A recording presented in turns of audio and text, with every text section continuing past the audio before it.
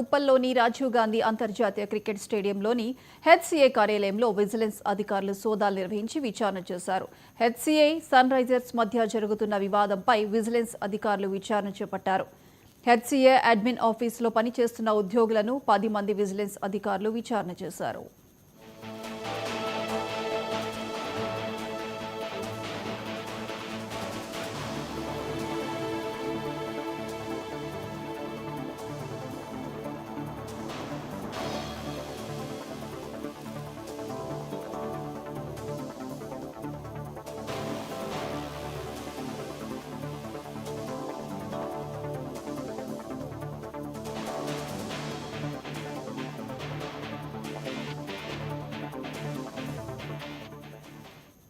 హైదరాబాద్ ఉప్పల్లోని రాజీవ్ గాంధీ అంతర్జాతీయ cricket స్టేడియంలోని HCA కార్యాలయంలో vigilance అధికారులు సోదాలు నిర్వహించి విచారణ చేశారు.